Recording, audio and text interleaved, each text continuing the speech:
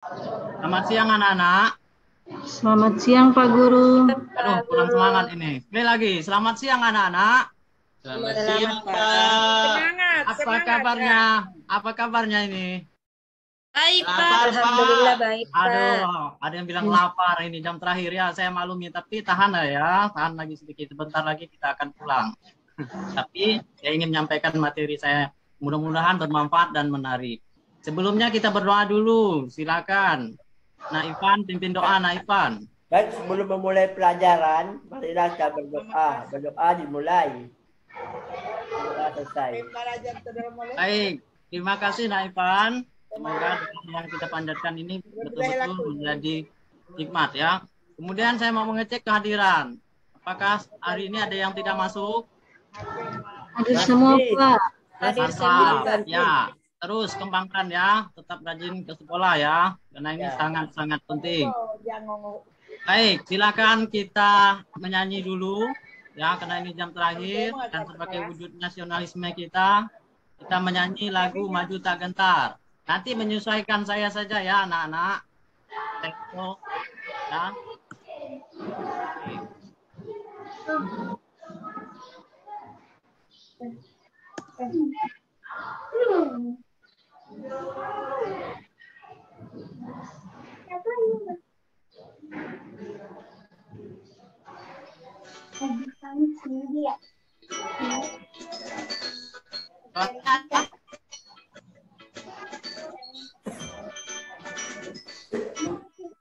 Siap ya. Ikuti, Ya. selesaikan saya. Mulai.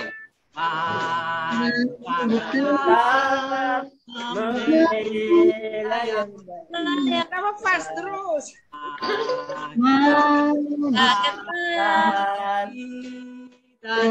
Kita diserah. Memuji penyerahan.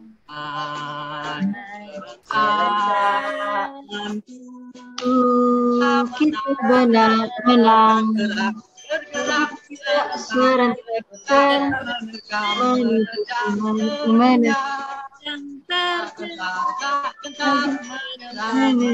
menyerang Maju. Terima kasih. Silakan duduk kembali. Yang bergerak lebih dulu maju. Nah, itu hanya gigi panik yang bergerak lebih dulu. Oke. Selanjutnya supaya kita bisa mengekspresikan badan, ya saya minta anak-anak juga ikut bergerak ya. Sekali ini bergerak benar-benar. Yuk, ikuti gerakan ya. Ya, ikuti. Ikuti. Ice breaking. Oke. Ya, silakan ikuti. Ikuti. Gak apa-apa salah, gak apa-apa. Yang penting badan bergerak. Ya. Terus ini berdiri. Tidak ada iramanya, musiknya. Ya. Oh, ya, good. Tidak ada musik. Ya, musik. Sudah ya. Ya. Ini bagus kalau ada musik.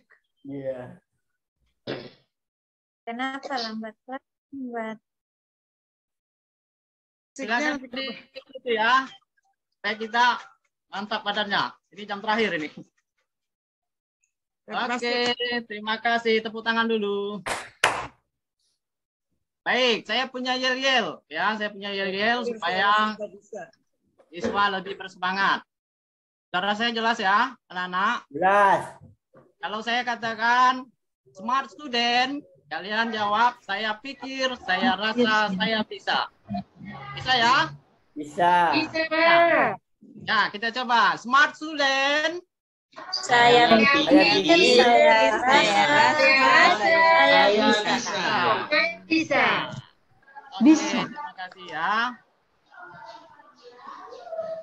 Baik, anak-anak.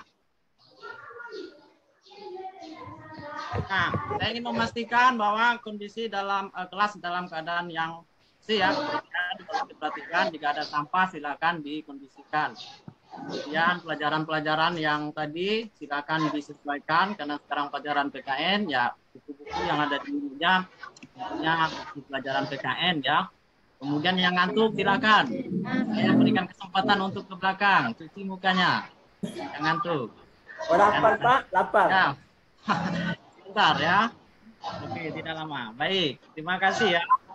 Sekarang kita akan mempelajari tentang monitoring terhadap NKRI ya, anak-anak. Nah, nanti amati informasi berikut ya. Nah, saya ingin bertanya, ini ada di layar depan, ada apa ini Pak Ayan? Bang Ayan? Ya, Ada apa ini Nak Ayan? yang mana Pak? Layar yang di depan itu apa?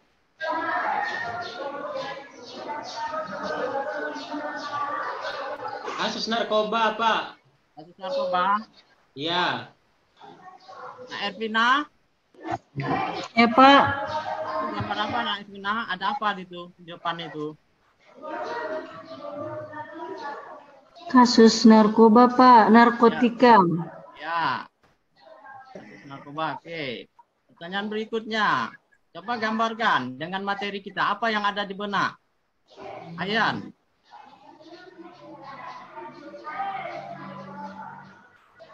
Silakan, Nak Ayan. kalau berkaitan dengan materi itu berarti narkoba itu adalah ancaman juga Pak. Aman ya? Ya, ancaman. betul ya. Masuk ancaman. Baik. Jadi ya, narkoba ini merupakan ancaman serius ya, terutama bagi generasi muda. Terima kasih, Nak Ayan. Nak Ervina, terima kasih jawabannya. Baik. Nah, ini kompetisi dasar yang nanti dibaca saja karena di buku juga ada, di buku paket kalian ada 4 kompetisi dasar. Nah, ini tujuan pembelajarannya ya, tujuan pembelajarannya. Nanti kita yang bahas ada 2 ya, menjelaskan pengertian ancaman dan menjelaskan macam-macam ancaman di berbagai bidang. Oke.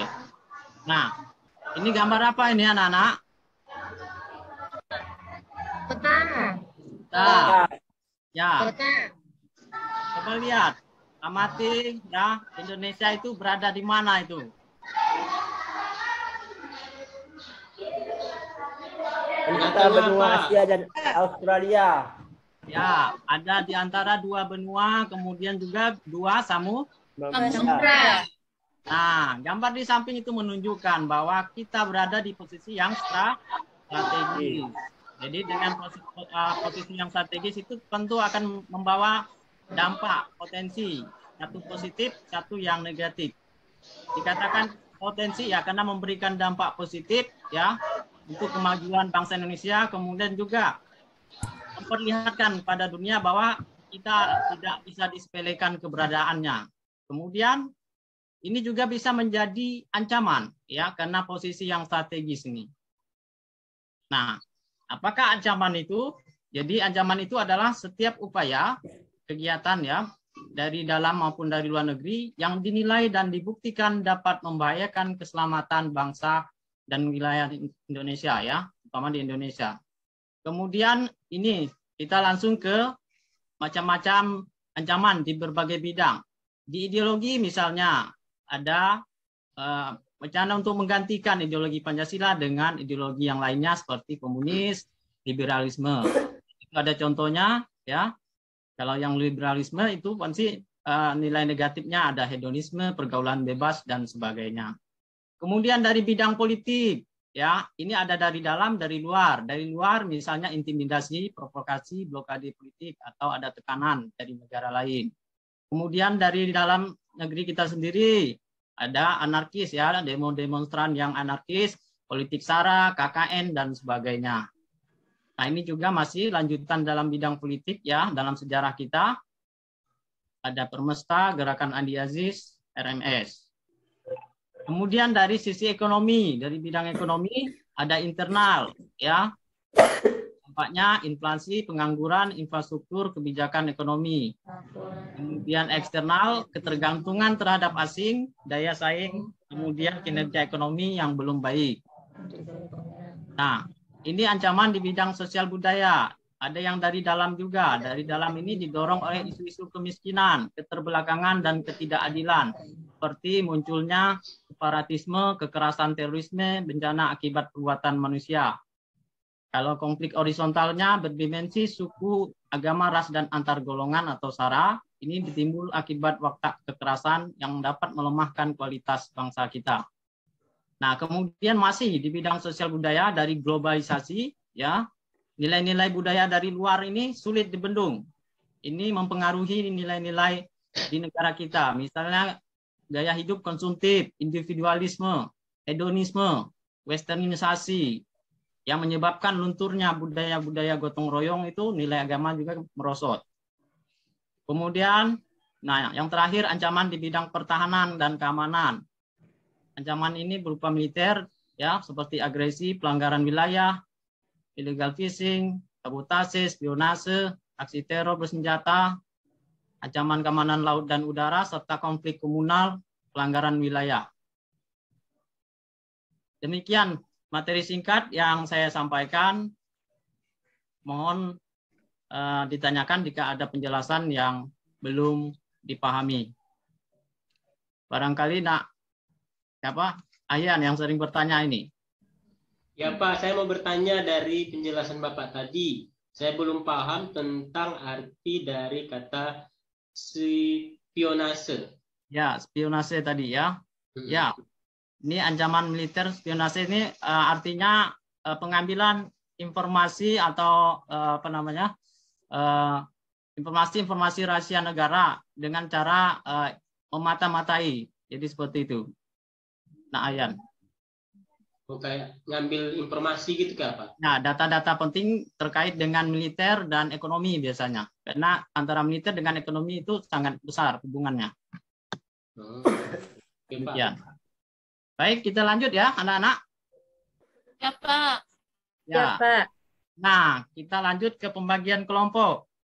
Jadi, saya akan coba mengaitkan dengan ancaman yang kontekstual dengan zaman sekarang.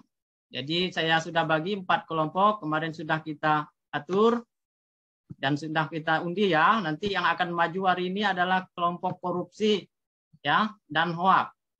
Jadi 2 kelompok berikutnya akan kita tampilkan di pertemuan berikutnya. Antara yang narkoba dengan miras nanti kita presentasikan di pertemuan berikutnya. Siap, Pak. Siap. Ya, untuk korupsi itu ada Dewi, Hayan, Ervina. Kemudian yang hoaks itu Yulinda dan Syarifah. Syarifah, maaf. Ya, udah jelas ya mengenai tugas kelompoknya? Jelas, Pak. Ya, baik. Saya beri waktu ya untuk mengerjakan tugas kelompoknya. Silakan duduk sesuai kelompoknya. Saya beri waktu 10 menit. Ya, sudah selesai ya. Waktunya sudah habis. Sudah, Pak. Kelompok korupsi ya. Dewi dan kawan-kawan, silakan.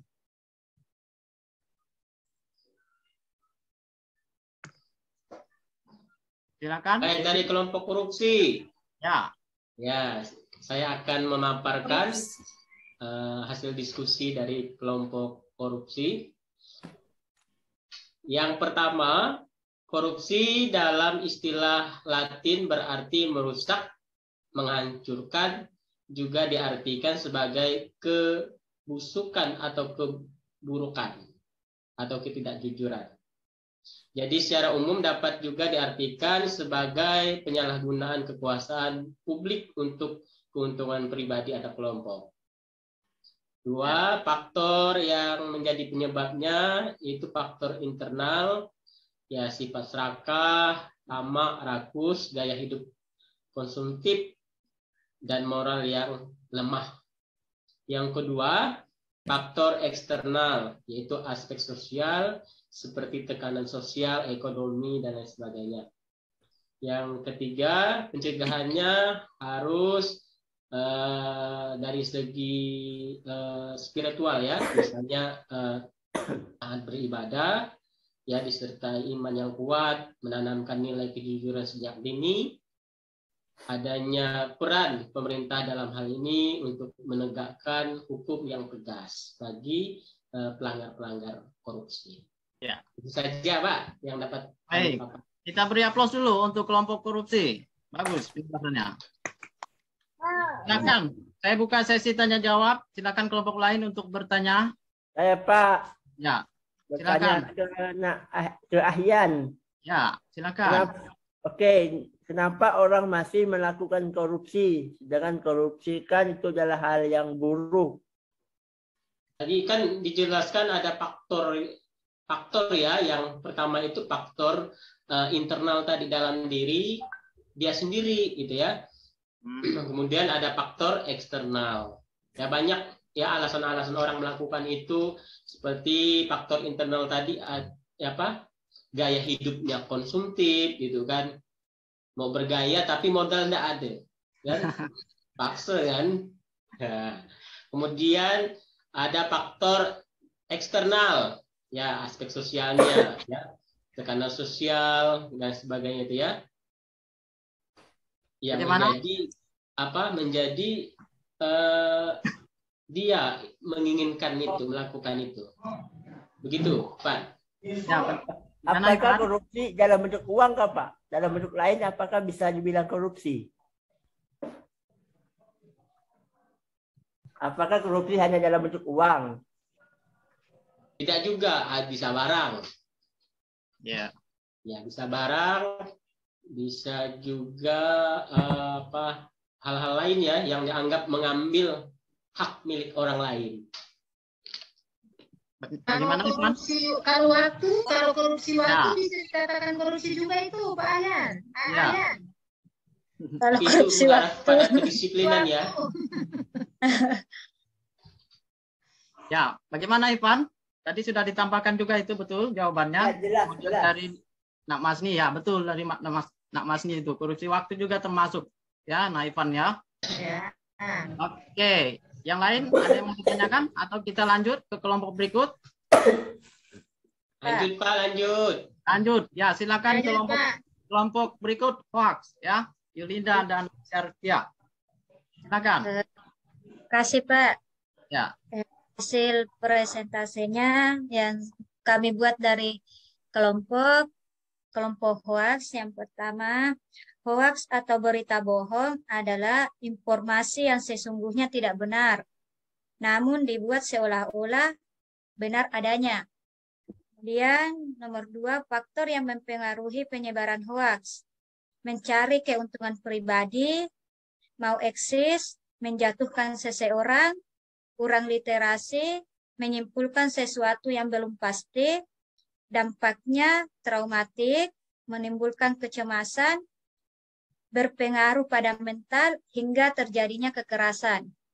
Kemudian nomor 3, pencegahannya, hati-hati dengan judul provokatif, cermati alamat situs, periksa fakta, perbanyak budaya literasi, ikut aktif komunitas anti hoax. Nah ini Pak, hoax ini biasa banyak tersebar ini, seperti biasa masuk di HP saya Pak, katanya dapat undian, ternyata cuma hoax Pak. Ya. Itu. Tapi bukan cinta yang hoax ya. Bukan Pak. Sudah selesai Bu? Terima kasih Pak. Ya, kita beri aplaus dulu untuk yang presentasi mengenai hoax. Silakan yang mau bertanya, saya berikan kesempatan lagi mengenai hoax. Atau sudah jelas? Saya Pak. Silakan. Oke. Hoax kan berita bohong. Misalnya kita membuat hoax ya agar merusak hubungan seseorang, biar misalnya bercerai-berai. Apakah ada sanksi buat yang membuat berita hoax itu? Sanksinya seperti apa? Ada sanksinya Pak. Kalau kita memberikan ada sanksinya Ivan. Kalau kita memberikan berita hoax kepada orang lain. Yang pertama, contoh tadi membuat bercerai-berai.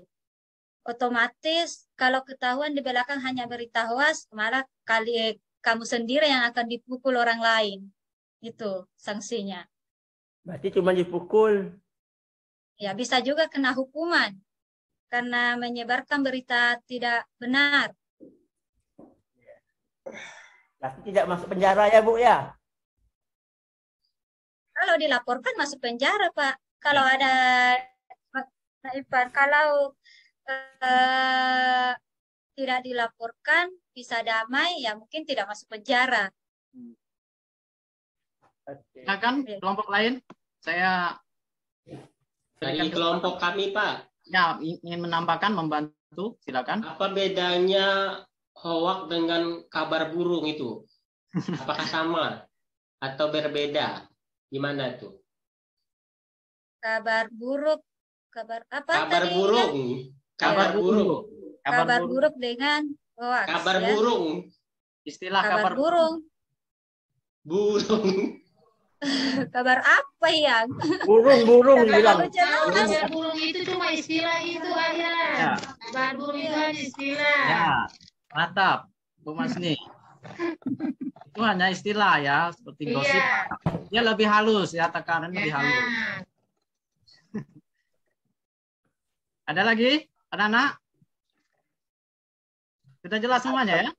Jelas, Pak. Jelas, Pak, jelas. Kita beri aplaus dulu untuk yang presentasi Linda dan Syarpia. Baik, demikian ya diskusi.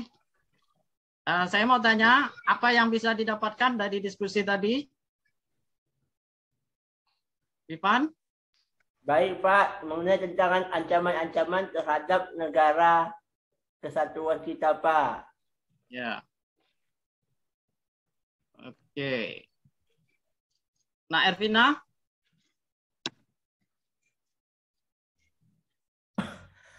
Halo, Nak Ervina. Iya Pak ya. Gimana? Kita sama-sama simpulkan sekarang. Menurut Nak Ervina, apa yang bisa kita simpulkan dari materi hari ini? Ya, yang bisa disimpulkan itu mengenai korupsi, narkoba, miras, dan hoaks. Ya. Ya, itu termasuk dalam Ancaman. Iya, masuk dalam ancaman. Jadi kita simpulkan bersama-sama ya. Ya. Sudah dijelaskan bahwa ancaman itulah setiap upaya atau kegiatan baik dari dalam negeri maupun luar negeri yang dinilai dapat membahayakan kehidupan bangsa kita. Nah, aspek tadi yang dibahas ada aspek ideologi, ada aspek apa lagi? Politik, Ya, Politik, ekonomi, sosial budaya, pertahanan, dan keamanan. ya. Kemudian ancaman kontekstual yang bisa dikatakan sering dan sangat dekat dengan kita. Seperti apa tadi yang kalian bahas? Ada narkoba, Ya, korupsi, ada korupsi, ada Ya. miras, ya. bebas, bebas, hoax. Iya, mantap. Terima kasih, jawabannya sangat betul ya. Baik, berikut ya untuk refleksi kita bersama, bagaimanakah materi yang disajikan? Apakah mudah dipahami anak-anak? Mudah Pak. Ya, Pak. Sangat paham sekali. Ya, kemudian metode pembelajarannya bagaimana? Apakah sudah menarik atau belum? Menarik, Pak. Menarik. Sangat menarik. Ya, Ada ya, foto ada saya tadi, Pak. di Oh gitu kelompok. ya, ada fotonya ya. Besok saya Foto saya pajang. sama Anita Pak. Ya, dekat dengan Anita lagi ya enggak? Ya. Iya.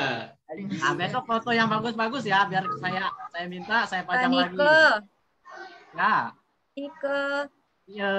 Pak, ini di gambar di samping ini fotonya siapa, Pak? Itu foto saya, Nak. Oh, Baik, kalau ada masukan silakan sampaikan secara langsung. Kalau memang malu atau takut, ya bisa melalui kotak saran yang sudah saya siapkan di meja saya. Masukkan saja, tulis saja. Kira kotak amal. Ada, Pak. Ada, Pak. Nah, kemudian bisa lewat WA ya. Oke, nah untuk penugasan saya berikan tugas model TTS. Nanti akan saya bagikan, itu dikerjakan di rumah. Siap ya? Siap, Siapa? Pak. Nah, wajib dikumpulkan besok pagi melalui ketua kelas, Naifan. Sebelum Siap, Pak. pelajaran dimulai harus sudah. Cepat, Pak. 2 hari lah. 1 hari cukup, itu soalnya nggak rumit. Nah, Nanti model TTS-nya kirim ke WA saya, WA pribadi Siap. saya. baik, terima kasih ya anak-anak. Untuk pertemuan berikutnya kita akan membahas materi tentang bagaimana strategi mengatasi berbagai ancaman. Nah, kalau tadi kita baru pengertian sama macam-macam ancamannya. Nah, silakan dipelajari di rumah, bisa melalui buku paket yang ada pada kamu, kemudian dari internet ya, atau Google atau YouTube, atau bisa dengan menonton berita di televisi. Pertanyaannya, suka nggak nonton berita ini? Suka, Pak, Pak. seru. Seru, Pak, seru. Jangan hanya nonton TikTok. Ya, dari di TikTok juga boleh, pasti ada itu materi yang berbeda. Ayat Tidak masalah. Ya. Seru, Baik. Pak, seru. Demikian, ya. Saya akan berikan yel-yel lagi. Smart student. Saya pikir, saya rasa, saya bisa. Saya bisa. Terima kasih atas perhatiannya. Selamat siang. Ya, Pak. Dengan doa ya, Nak Ivan. Ya, untuk menutup pelajaran hari ini, mari kita berdoa. Berdoa dimulai. Berdoa selesai. Oke,